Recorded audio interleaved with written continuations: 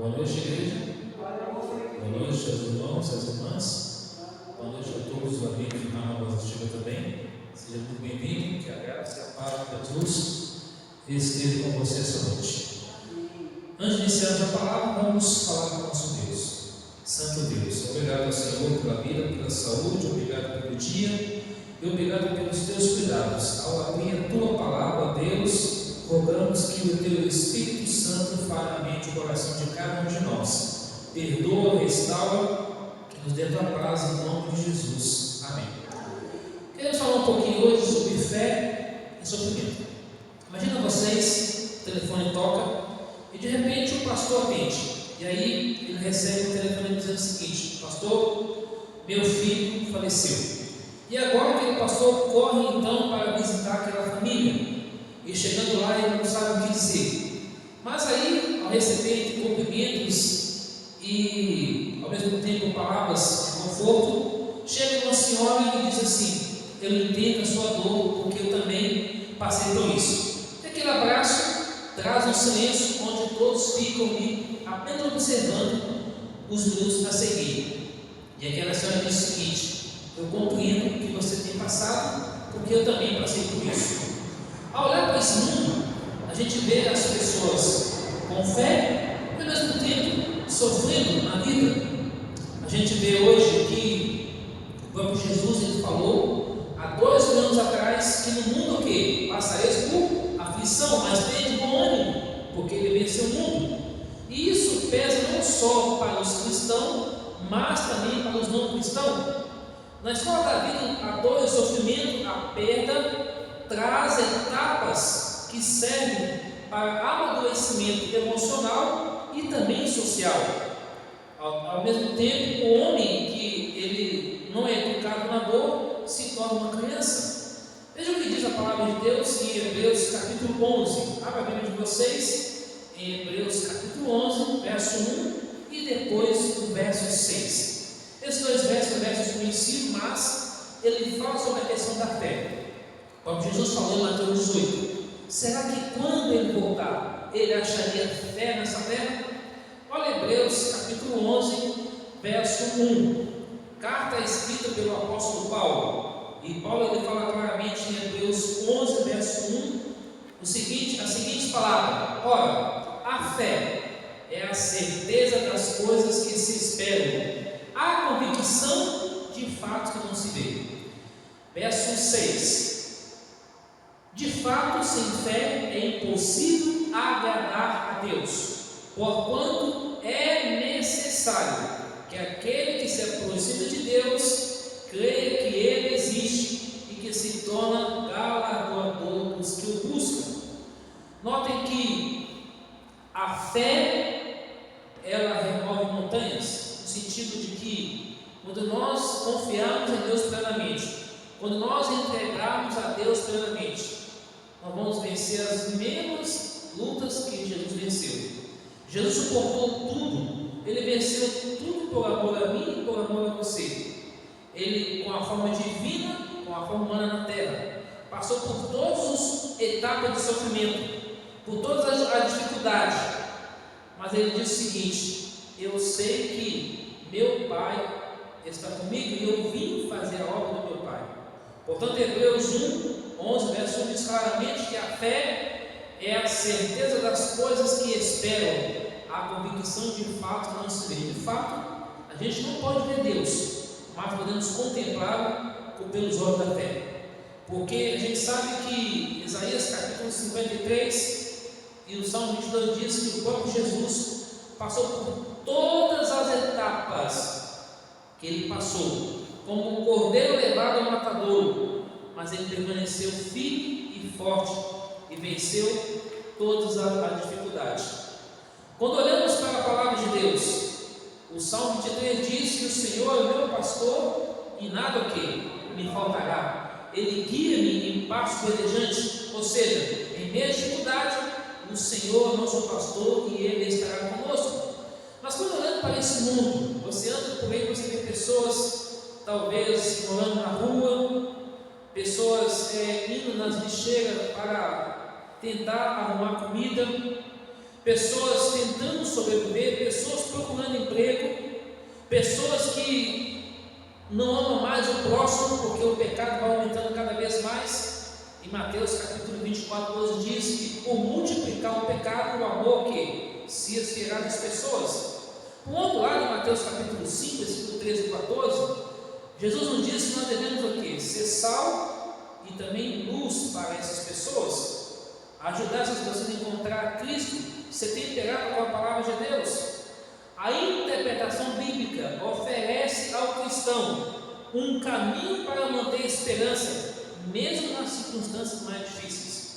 Um exemplo clássico disso é o exemplo de Jó. O livro de Jó inteiro, os 42 capítulos, fala da história de Jó, da sua família e dos seus amigos. Ele perdeu tudo, mas não perdeu o quê? A fé e a esperança em Deus.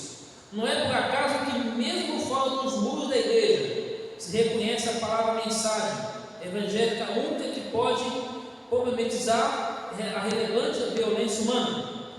De maneira significativa, a reflexão bíblica sobre a violência e o sofrimento revela algo mais profundo que um simples problema estrutural de sociedade. Ela aponta para as consequências do pecado e da queda da humanidade. Essas questões devem ser interpretadas à luz da palavra de Deus quando representam o desafio da fé. Quando a gente olha para esse cenário, a gente vê tantas coisas acontecendo, e aí Deus fala: filho, foco nas Escrituras, foco na palavra de Deus, porque o apóstolo Paulo demonstrou que a correta perspectiva da palavra do Senhor diz claramente que nós devemos, por quê? Passar por dificuldade, mas tem ânimo. Vamos ler a segunda citação bíblica, que está em Romanos capítulo 8. Romanos 8, o capítulo inteiro fala sobre muitas coisas, mas o versículo 18 a 25 retrata as coisas que nós passamos agora.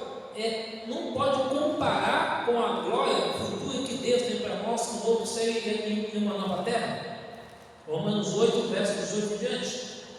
Romanos capítulo 8, a partir do verso 18, diz assim: porque para mim tenho por certo que o sofrimento no tempo presente não pode ser comparado com a glória a ser revelada em nós. Verso 19: a ardente expectativa da criação aguarda a revelação dos filhos de Deus, pois a criação está sujeita à vaidade, não voluntariamente, mas por causa daquele que a sujeitou, e na esperança de que a própria criação será redimida do cativeiro da corrupção para a liberdade da glória dos filhos de Deus. Verso 22: porque sabemos que toda a criação a um só tempo geme e suporta angústias até agora.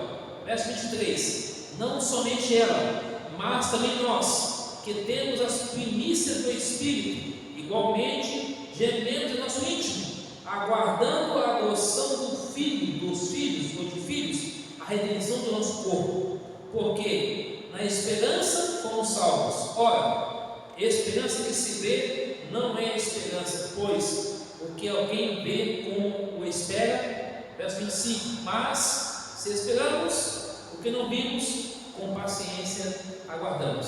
Com relação à volta de Jesus, quando olhamos para esse cenário deste mundo, tantas coisas vêm acontecendo, guerras e rumores de guerras, fogo, terremotos, doenças cada vez mais, nação contra nação, pessoas não se entendendo mais, e a gente vê a briga de um lado para o outro.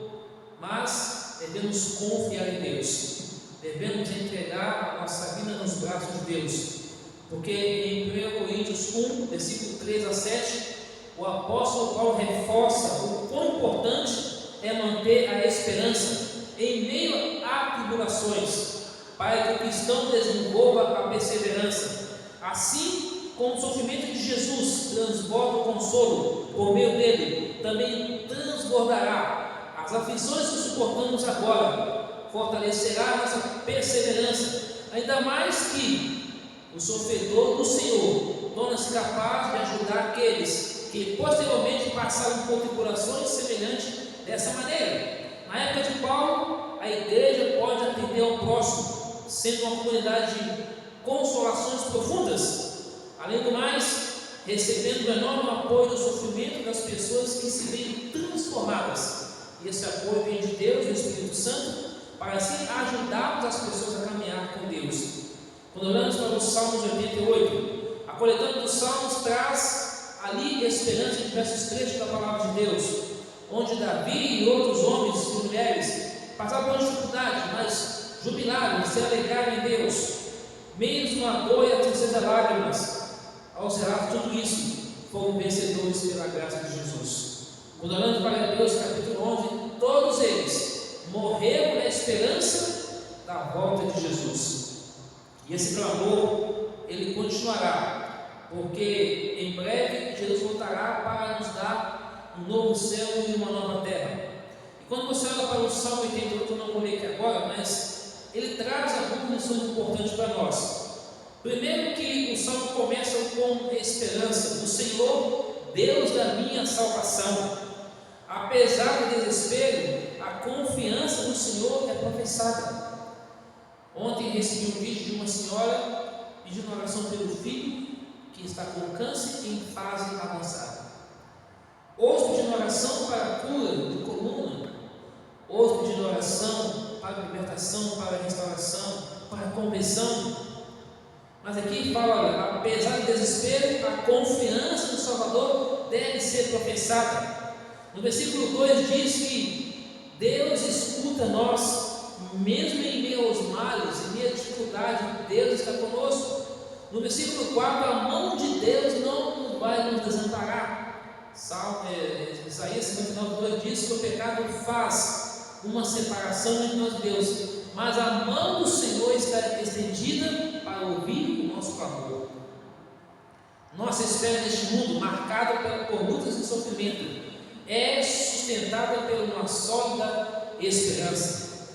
E aí depois você pode ver um pouco mais no Salmo 88, verso 1 até o final, mas aí eu quero avançar para o Salmo 30, verso 5, que diz, ali diz que o choro pode durar o quê? Uma noite, mas a alegria vem pelo amanhecer. Portanto, quando termina o versículo 13 e 14, embora não encontre a resposta que queremos, mas Deus tem um sim, um não e um espera para nós. Quais as lições que a gente pode aprender nesse Salmo 88? Primeiro, procurar a Deus em tudo na vida, porque sem Deus o ser humano não é nada. Esses dias alguém disse assim, mas eu não preciso de Deus, porque eu tenho meu conhecimento. E ele fazendo medicina, diz, filho, todo estudo que você diz, você está fazendo é importante, mas sem Deus você não vai muito longe. Segunda coisa que o Salmo 88 apresenta, a sinceridade de um ou de todos, que todos precisam de Deus. Terceiro ponto do Salmo 88, devemos aguardar a resposta de Deus. Isso talvez seja o mais difícil de aprendermos e extrair, mas o Salmo 88 fala para nós aguardar. É interessante perceber que o poema apresenta uma espera de um clamor contínuo e não de um convite de inatividade. Devemos esperar pela resposta do Senhor, conversando sinceramente com Deus, expondo nossos medos, preocupações, lágrimas. Contudo, essa espera é sustentada pela sólida esperança. O Apocalipse capítulo 21 apresenta em breve que Deus enxugará dos olhos toda lágrima. Esse enxugar, aquele abraço que Ele dará a nós. Enquanto alguém querido que não mais vai estar com a gente, mas vai dizer, filho, filha, fazendo tudo para salvar aquela pessoa, mas não quis, é a decisão de cada um. Não podemos esquecer que o sofrimento é causado pelo inimigo, mas o Senhor predomina sobre eles, para que a sua misericórdia dure o quê? Para sempre. Em meio a essa realidade, contamos com a presença e intervenção de Deus, tanto nos momentos felizes quanto nas situações desesperadoras. Não estamos sozinhos, temos a companhia do Espírito Santo, o Consolador. Ele nos auxilia e mantém a esperança, reordenar sentimentos e enfrentar toda e qualquer escuridão. Quando olhamos para a frente, a gente entende que a fé e o sofrimento que o ser humano passa é apenas um trechinho de que nós vamos viver com Deus para sempre no céu. Como superar tudo isso? Eu quero terminar lendo com você Salmo 62, verso 5, a última citação dessa noite. Salmo 62, verso 5, o último texto da Bíblia. Salmo 62, verso 5. Aqui Deus traz um conselho para mim e para você, onde se nós confiarmos, dele vem a esperança, vem a salvação, vem tudo em nossa vida. Salmo 62, verso 5, diz assim: somente em Deus, ó minha alma espera silenciosa, porque dele vem a minha esperança. Somente em Deus, igreja, é que vem a esperança, que vem a salvação, só de Deus. O mundo passa por diversos males, em todas as áreas. A gente vê tanto a natureza, quanto financeiro, quanto a moralidade, quanto em tudo o homem está sofrendo. Mas todo mundo precisa ter fé, precisa entender que o sofrimento que a gente passa, um dia vai passar. A minha pergunta é: em quem nós vamos confiar? Em Deus ou nas coisas que o mundo proporciona? O meu desejo nessa noite é que Jesus nos ajude a gente confiar, entregar e descansar nos braços de Jesus, porque em breve nós teremos um novo céu e uma nova terra. E de acordo com o Apocalipse capítulo 22, lá o Cordeiro, Jesus, Deus Pai, o Espírito Santo, todos os salvos vão viver felizes e jovens para sempre. Deus abençoe a cada um de nós nessa noite. A você, amigo também do canal mais antigo, que Deus abençoe a sua vida, a sua casa, a sua família, e que assim possamos tomar a decisão de entregar a nossa vida a Jesus e nos preparar para a sua vida. Ouça esse louvor e após ele eu quero orar com você.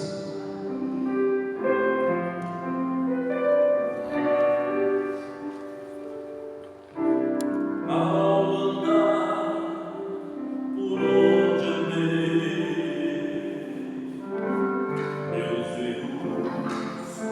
caminhos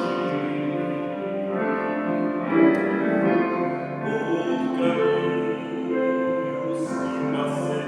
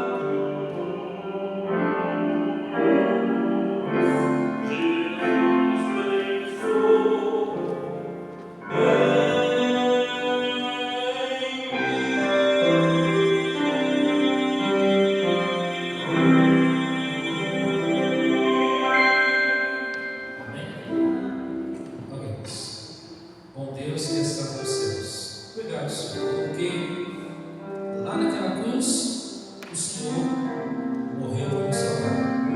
Muito obrigado, Jesus, porque o Senhor é bom e a sua misericórdia dura para sempre. Abençoe cada irmão aqui essa noite. Que o Senhor abençoe o Ivan, sua família, seu ministério, a igreja de Campo Grande, o qual ele ministrou ali, e todos os irmãos e as irmãs ali. Abençoe cada vida relatada aqui essa noite, a cada um de nós. Dá-lhe uma porção dobrada do teu Santo Espírito.